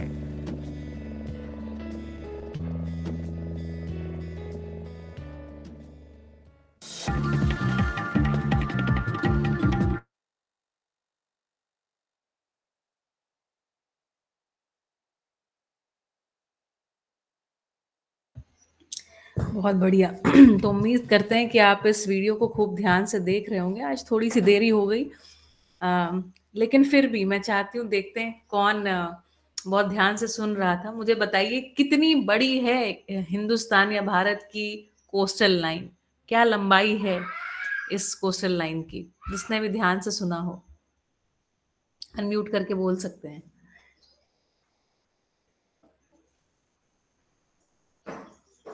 सोचिए सोचिए, किसी ने ध्यान से नहीं सुना? पिछले कुछ दिनों से 6,800 किलोमीटर। हाँ 7,500 बोला और 7,600 किसी ने लिखा, बहुत बढ़िया, ठीक है। साढ़े और सात टोटल हजार दुनिया किलोमीटर लंबी कोस्टल लाइन है, ऐसा इस वीडियो में बताया गया था। ठीक और है, टोटल दुनिया की करीबन 7 लाख है। 7 लाख है, मतलब लगभग 10 कितने गुने हो गई? 7 लाख मतलब 10 गुने, 100 गुने, 100 गुना, ठीक है, और बढ़िया। गुजरात की 1500 किलोमीटर है, जी जी जी 1500। जी जी जी, भरत भाई जी, आप उससे पहले कुछ कहना चाहते थे आप, उसके बाद फिर निकल गए मीटिंग से किसी कारण आपका, पहले मैंने हैंड रेज देखा था, तो जी 7,500 किलोमीटर की लंबी कोस्टल लाइन है। अगर ध्यान से देखें तो जो नदियां हैं ना, वो सारे जो अभी मनुष्य के लिए अनुपयोगी तत्व हो गए हैं, ऐसे बहती रहती हैं कि वो सारे भारी तत्वों को लेकर के समुद्र में गिरा देती हैं। फिर समुद्र क्या करता है, और उन्होंने बताया समुद्र है वर्ल्ड कोस्टल अपवेलिंग नाम से कुछ घटना घटती रहती है, मतलब बहुत सारे जो तत्व अभी जो पोषक, उसमें एक छटाई बिनाई का काम चलता रहता है, और ये वापस जो है ये ढलान पर वापस जो है वो तट पर आ जाते हैं, है ना। स्वॉश और बैक स्वॉश करके एक घटना है। स्वॉश घटना को क्या कहेंगे? स्वॉश मतलब क्या? स्वॉशिंग एंड बैक स्वॉशिंग मतलब क्या? मतलब जो लहर तट से टकराती है, जब उसका उजाव होता है तब, और बैक वॉश मतलब जो मिट्टी लेके वापस चली जाती है तब बैक वॉश हो जाता हाँ, है ना। ये इस घटना को अध्ययन करेंगे तो पाएंगे बहुत सारे अनुपयोगी चीजों को ही वो ले जा रही है, और बहुत सारे उपयोगी चीजों को वापस छोड़ करके जा रही है ना। तो देखिए यहाँ पर एक साफ सफाई का कार्यक्रम चल रहा है समुद्र में, जिसको हम पहचान नहीं पा रहे हैं। तट रेखाएं किसी को लग सकता है कि वो कॉन्टिनेंट्स को जोड़ने का काम कर सकती हैं, किसी को लग सकता है वो तोड़ने का काम कर सकती हैं। ये हमारी मानसिकता, ये हम कैसा देख रहे हैं, इस आधार पर निर्भर करता है ना। दोनों तरह से बातों को रखा गया, जिसमें कहा कि जो जल मार्ग हैं वो क्या है, यातायात के साधन के रूप में। दूसरी बात, जो भी उपजाऊ चीजें हैं, जो उपज है, उसको ले जाने का एक जरिया है ना, दिस इज अ मीन्स। फिर हमने आहार श्रृंखला और आहार चक्र को भी देखा है ना, कि कैसे एक छोटी सी चीज से एक पूरा आहार चक्र, एक आहार श्रृंखला जुड़ी हुई है, जिसके कारण मानवोपयोगी या मछली या जो लोग भी है ना, और तरीके से भी बहुत सारी चीजें जो है वो मनुष्य के इस्तेमाल में आती हैं। एक मिनट,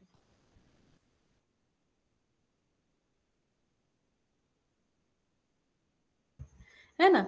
तो ये भी हम देख सकते हैं यहाँ पर, है ना। वर्ल्ड कोस्टल अपवेलिंग विधि से कुल मिलाकर के पोषक पदार्थ ऊपर आते हैं। अच्छा, ये सब बातें मुझे बड़ी आश्चर्य होती हैं कि साइंस को सब कुछ पता होने के बावजूद भी हम इनका, ऐसा लगता है, व्यवस्थाओं जो हमने खड़ी करी वो, उसमें हम इस बात को ऐसा लगता है लागू ही नहीं कर पाए, है ना। और जब मैं देखती हूँ कई बार, जब मैं विकास के ऐसे वीडियोस देखती हूँ ना, तो मुझे लगता है पिछले 50 सालों में स्पेशली विकास के नाम पर हमने विध्वंस किया है ना। जैसे 10,30,000 टन तेल का रिसाव, है ना, प्रदूषण के रूप में हम लगातार प्रतिवर्ष, है ना। अब तो मुझे लगता है 30 वर्ष पुराने ये वीडियोस हैं, 30 वर्षों में हमने पता नहीं इस चीज को कितना बढ़ा लिया होगा।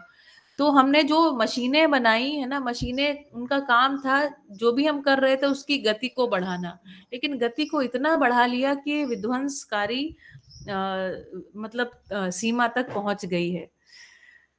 तो उम्मीद करते हैं कि आज के वीडियो से आपने काफी सारी बातें सीखी है। होंगी। जी, जी ये मैंने मेरे गांव में भी देखा है। मैं जब छोटा था तो पिताजी ले जाते थे। गांव हमारा गोवा के ऊपर मालवण करके है।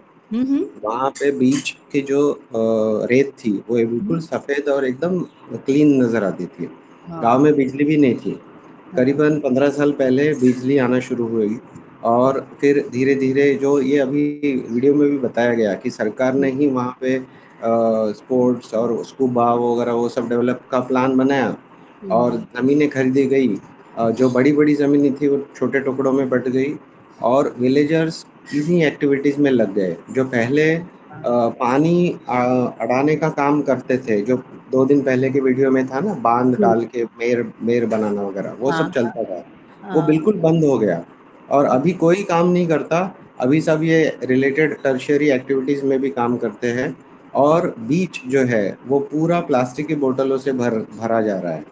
और उठाते हैं कोई ना कोई लोग, लेकिन वो समझ में नहीं आता। मतलब समटाइम्स वी फील डेवलपमेंट और जो हम जीडीपी ग्रोथ रेट हमारा कोई भी कंट्री बताता है, it should be actually an indicator of how fast you are exploiting the resources. मतलब हम अपने जो रिसोर्स है वो कितनी ज़्यादा रेट से खराब कर रहे हैं, उसका इंडिकेटर है वो। बिल्कुल बिल्कुल, सुशील भाई ने एकदम ठीक कहा है ना। जीडीपी की जगह इसका नाम बदल के कर देना चाहिए, है ना, कि हम एक्सप्लॉइटेशन को कैसा नाप पा रहे हैं। है ना, ये बिल्कुल सही बात है, एकदम सही बात है। मतलब मैंने कहा ना, विकास के नाम पर विध्वंस, ऐसा हमने किया है, ऐसा हम पता नहीं कैसे कर गए ऐसा। ये 50 साल पहले हमसे पहले या हमसे 2 जनरेशन पहले तक काफी एक अच्छी दिशा में काम कर पाए। हालांकि हम बहुत नहीं, इस विषय पे मैं ये नहीं कहती कि पिछला समय ही सबसे बढ़िया समय था, ऐसा नहीं कह रही हूँ, पर काफी एक अच्छी जगह पर हम पहुंच पाए थे विकास करते करते करते करते।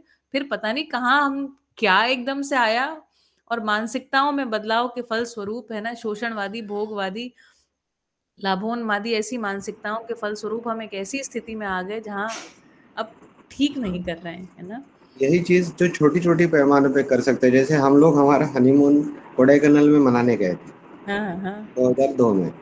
तब जी वहाँ पे जो जो भी हमने छोटे छोटे स्टॉलों में चीज़ें देखी ना, कि मिट्टी के बर्तनों में देना, परोसना भी पत्तों पे, और जी भेल भी जो बनाई जाती थी वो भी पत्तों में ही दी जाती थी। तो ऐसे छोटी छोटी चीज़ें जैसे हम इस्तेमाल कर सकते हैं, वो गवर्नमेंट के थ्रू एक्सपेक्टेशन हम रखते हैं कि वो गवर्नमेंट करेगी। हम्म और एक जो भय आया है, वो भय कहाँ से आया है? क्योंकि हम प्रकृति, जो शुरुआत में आपने एक लाइन बताई कि जी मानव धरती पे जब से आया, धरती तो लाखों सालों से है या जी पहले से भी है, लेकिन हम 1 लाख साल से है। लेकिन वो जो भय आया हुआ है वो किस वजह से आया है कि हम प्रकृति के ऊपर हावी होना चाहते हैं? तो वो मुझे क्या लगता है कि जो शुरुआत में एकदम, जब आदमी कम था, मानव कम थे, और वो बिल्कुल जानवर की तरह घूमता था, और उसके ऊपर जब अटैक होता था दूसरे जानवरों का, तब शायद ये भय बैठ गया उसके दिमाग में कि मेरे ऊपर, मैं अभी इनसिक्योर हूँ, मैं कभी भी कोई भी प्राणी मुझे खा सकता है।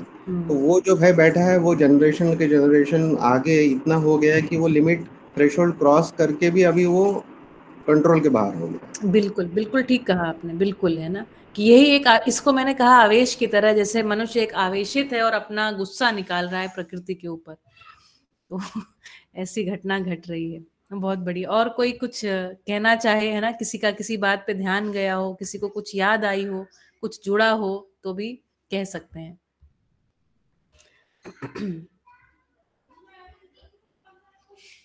ठीक है, आप अपने आप को अनम्यूट कर सकते हैं यदि कहना हो तो।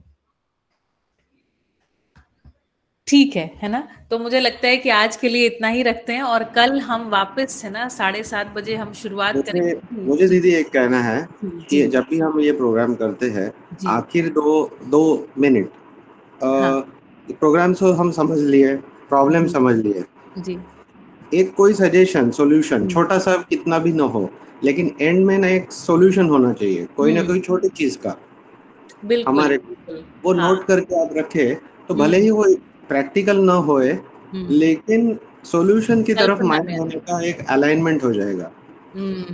बिल्कुल बिल्कुल, वो हमारी बात जो है ना, हमारी कल्पना में आनी चाहिए, है ना। तो मैंने जैसे कहा कि समाधान के रूप में, अच्छा, आगे आ जाने के बाद जब हम इन सारे वीडियोस को सुन लेंगे, देख लेंगे एक बार, तो हम जब जुड़ा हुआ देख लेंगे ना, तो समाधान को भी देख लेंगे।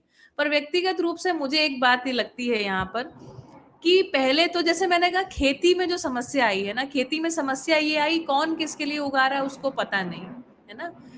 एक ये जो जिसको अभी हम व्यापार कह रहे हैं, ये जो व्यापार विधियां है ना, जिसमें लाभोन्माद, है ना, और शोषण और एडवर्टीजमेंट, है ना, जैसे मैं व्यक्तिगत रूप से एडवर्टीजमेंट्स के बहुत खिलाफ हूँ। मुझे लगता है एडवर्टीजमेंट जो है ना, वो मानसिकता को खड़ा करते हैं। जैसे हैप्पी मील, है ना, मील के साथ हैप्पीनेस को जोड़ दिया गया, है ना, तो आदमी कंफ्यूज हो जाता है। ये इन जगहों से कंफ्यूजन की स्थिति आती है ना। हम बहुत कंफ्यूज हैं, हम जो भी कर रहे हैं वो क्यों कर रहे हैं, उसका क्या प्रयोजन है ना। सुविधा के साथ, जैसे सुविधा सुविधा संपन्नता मतलब सुख संपन्नता, ऐसा मनुष्य के मन में भ्रम बैठ गया। है ना। तो इस प्रकार से अगर हम यहाँ देखें तो हम कोस्टल लाइन को ठीक से वास्तव में समझ नहीं पाए कि ये एक प्रकृति की व्यवस्था है ना, साफ सुथरा करने की एक, है ना, रिसाइकल करने की कुछ व्यवस्था है, यहाँ पर कुछ चल रहा है प्रकृति का, ये बात हमको पकड़ में आई नहीं। और उस क्रम में मछलियां हम जो तट पे पकड़ रहे थे वो उसको अपने भोजन के लिए इस्तेमाल कर रहे हैं। आहार श्रृंखला, एक आहार चक्र मानव के लिए ही समर्पित है, उसमें से मानव कितना ले, है ना, इस बात पर विचार, है ना। जो कोस्टल लोग हैं वो स्वयं में, है ना, आपस में बैठ करके चर्चा, और इस ऐसी मानसिकता के फल स्वरूप, है ना, व्यवस्था के रूप में क्या होगा, तो नियमन होगा, है ना। कुछ चीजों को प्रतिबंधित कर दिया जाए, कुछ चीजों को, है ना, लागू करने के क्रम में, है ना, उनको, क्योंकि तुरंत यदि बंद करना है तो व्यवस्था या अथॉरिटी के तरह से कुछ कामों को करना पड़ेगा। तो मुझे लगता है कि इन बातों को उन जो अभी वहाँ की गवर्निंग अथॉरिटीज हैं उन तक पहुंचाया जाए, और हम आप में से ही कोई कोई लोग ऐसे कहीं ना कहीं पहुंच ही जाएंगे, कहीं ना कहीं ऐसा जुड़ाव है ही, हर व्यक्ति हर एक दूसरे से जुड़ा हुआ है। इस अर्थ में भी मुझे लगता है ये बातें एक समय पर वहां तक पहुंच जाएंगी और हम इस बात को रोक पाएंगे, ऐसी शुभेच्छा मेरे मन में है ना। हालांकि जो हम जब देखते रहते हैं तो पता चलता है कि हम बहुत कमजोर। जी मोनाली जी कुछ कहना चाहती हैं? यस, आपका हैंड रेज हो रहा है। यस हाँ दीदी, मैं वर्धा से हूँ। मेरा नाम दिलीप है और मेरे मिसेस का नाम मोनाली है। अरे वाह, बढ़िया बढ़िया, स्वागत है जी। नमस्ते दीदी। नमस्ते नमस्ते भैया। हाँ, आपका वीडियो यदि दीदी ऑन मुझे कर सकते हो तो कर लें ताकि सभी आपको पहचान भी जाएं, है ना, यदि अनुकूलता हो तो। यस, अच्छा, हाँ, नहीं तो कोई बात नहीं, ठीक है जी, कहिए अब दीदी। भैया। मुझे ये पूछना था हाँ, मुझे ये पूछना था कि जैसे मध्यस्थ दर्शन में ये बताया गया है कि जिसमें सप्त धातु हो ऐसे इसमें जीवन शरीर को चलाता है। तो जो मछलियों में है, सभी मछलियों जो है उसमें जीवन नहीं है। हाँ, ऐसा एक मैं अध्ययन से मैं समझ पाया। जी, तो इसमें और एक बात मेरे मन में प्रश्न आया कि मछली खाना जो है वो इतिहास में अगर देखा जाए तो वहां पे खेती नहीं होती थी, तो मछली का जो है ना सब्जी के रूप में लोग वहां पे जी, यूज करते हैं। लेकिन अगर हम उसको ना लेते खाते हुए अगर क्या बोलते जमीन से ही अगर सब उगाते हैं, तो क्या हम पूरे धरती को उतना चला पाएंगे क्या? ये एक मेरे मन में ऐसा प्रश्न है। तो ये सब वीडियो देख के, बहुत बढ़िया प्रश्न है दिलीप या भाई फिर आपका। उसकी स्टडी या फिर उसकी और स्टडी करनी पड़ेगी कि कौन सी मछली खा सकते और नहीं खा सकते, उसका भी हमको एक थोड़ा स्टडी करना पड़ेगा। हाँ, आपकी दोनों बातें ही लगभग लगभग ठीक हैं, है ना। एक तो ये कि हम ऐसा कर पाएंगे क्या, है ना, जहाँ खेती नहीं होती, और जहाँ पर बहुत वो एक प्राण कोशा के रूप में ही है, जहाँ जीवन होने की कोई पुष्टि नहीं होती, मुझे लगता है खा सकते हैं। दूसरी बात, मुझे ये भी लगता है कि जैसे जैसे मनुष्य विकसित होने के क्रम में ना बहुत सारी चीजों को वो सही कर लेगा, सही कर लेने के क्रम में खेती भी कर लेगा, और जो पुरानी जनरेशन होती है जिसने बचपन से मछलियां खाई हैं वो तो मछलियां खाते रहेंगे, लेकिन आगे की जनरेशन को उस चीज से वो इंट्रोड्यूस करना बंद कर देगा, है ना। जहां हम रहते हैं वहां देखें कि क्या आवश्यकता है, मतलब अगर आपको लग रहा है कि आपको अभी फिलहाल पूरा पड़ रहा है इसी मतलब प्राणावस्था के भोजन से, वेज भोजन से अगर पूरा पड़ रहा है तो इसको छोड़ सकते हैं। मतलब यदि आप नहीं छोड़ सकते ना तो आगे वाली जनरेशन को इंट्रोड्यूस करना बंद कर दीजिए। मैं इस तरीके से सॉल्यूशन को देखती हूँ। कई बारी हम, चूंकि हमने बचपन में कुछ आस्वादन ले लिए होते हैं और वो हमें अच्छे लग जाते हैं, इस क्रम में भी अटक जाते हैं। तो इस अटकाव को रोक दिया जाए ना, उसके बाद आगे की जनरेशन को इंट्रोड्यूस ना किया जाए, और एक मूल्यांकन कर लिया जाए कि क्या मेरे पास ऐसा मतलब प्राप्ति हो रही है कि नहीं हो रही है ना, कि मतलब हमें। हाँ, कौन, किसने हाथ उठाया? यस जनक, यस, कुछ कहना चाहते हैं?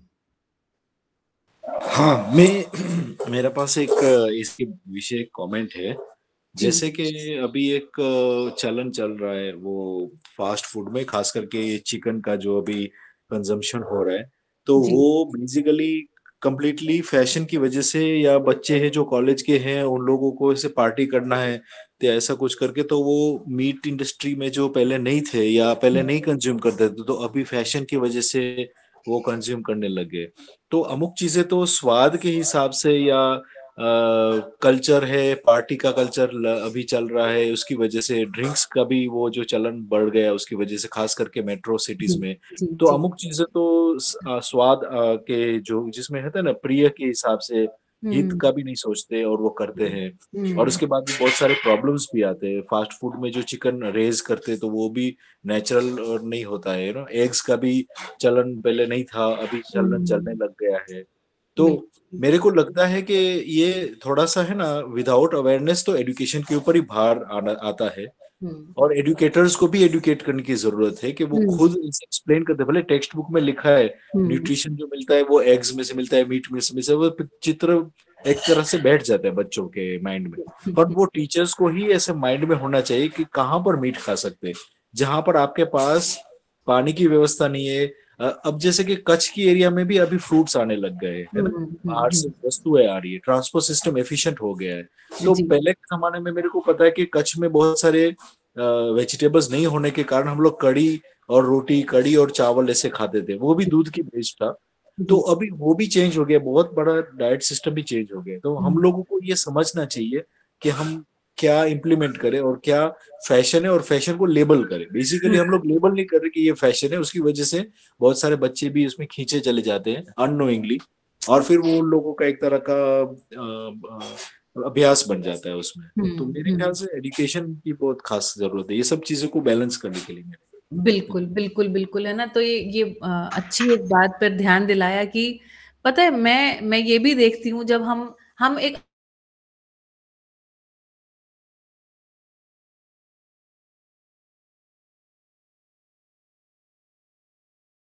और एक मानसिकता दीदी बनी हुई है कि अगर ये सब नहीं खाएंगे तो हम भूखे मरेंगे, ये सबसे ज्यादा मानसिकता बनी हुई है। ऐसा भी ये मैं एक देख पा रहा हूँ जिस मैं बिल्कुल क्योंकि मैं बिल्कुल सोशल बिल्कुल। एक्टिविटी से जुड़ा हूँ, तो ये डिस्कशन करने के बाद शायद ये जो मन में बसा हुआ है ना कि ये नहीं खाएंगे तो हमें भूखा मरना पड़ेगा, ये सबसे ज्यादा वो मेंटेलिटी में बना हुआ है।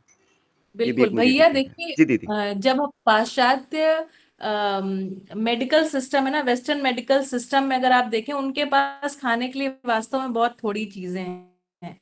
जब मैं छोटी थी, मैं थोड़ी कमजोर हो गई, डॉक्टर के पास लेके गए तो हमारे पिताजी को उन्होंने कहा कि आप है ना इस बच्चे को अंडा और मछली दो चीजें खिलाइए, प्रोटीन रहेगा तो थोड़ा ये मतलब इसका शरीर ठीक हो जाएगा। मेरे पिताजी बहुत प्रयास किया उन्होंने, है ना, लेकिन अब चूंकि हमने बचपन से तो नहीं खाया था, मैं तभी सेकंड थर्ड स्टैंडर्ड में थी, तो उन्होंने कहा अंडा प्रोटीन खाने से अंडा और मछली खाने से इसको प्रोटीन मिलेगा। तो हमारी माता जी ने उस समय उड़द की दाल का हलवा और ऐसी सब चीजें बना करके फिर उनको सही कर लिया।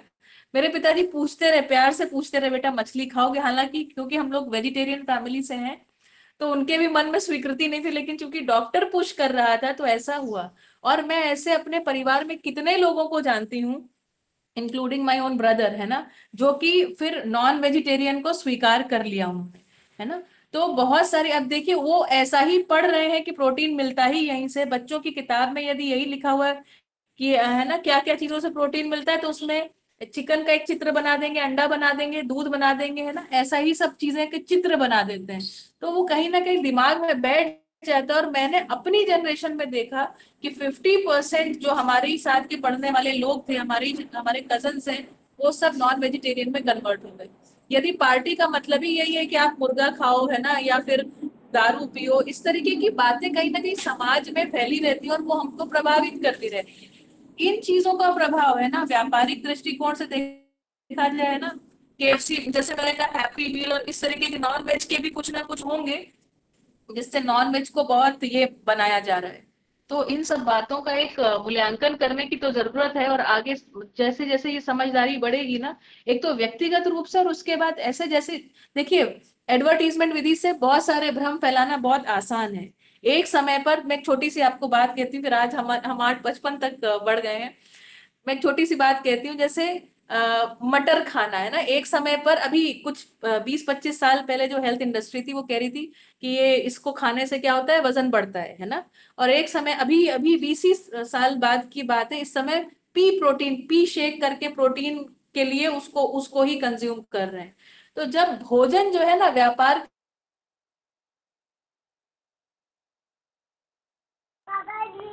दीदी आपकी आवाज गई। आवाज नहीं आ रही। शायद वहां से नेटवर्क का इश्यू है। हाँ,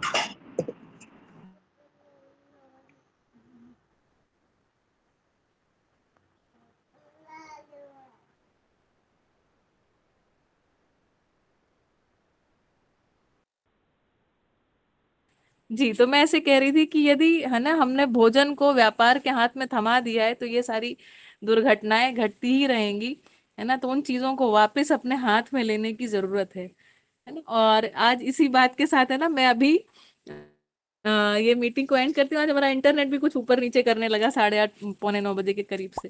ठीक है, बढ़िया। तो आप सभी जुड़े हैं ना और इस चर्चा में भागीदारी की। इस चर्चा में भागीदारी को हमें और बढ़ाना है और समाधान के अर्थ में सबको सोचने की शुरुआत करनी है ना। जो वास्तविक समाधान है वो एक समय पर हमारे सामने स्वयं प्रस्तुत हो जाएगा, लेकिन एक है ना एक मानसिक तार्किकता को भी हमें बढ़ाना इस पूरे अध्ययन का कार्यक्रम है। ठीक है, तो चलिए सभी को नमस्ते, आपका दिन शुभ हो, हरिहर।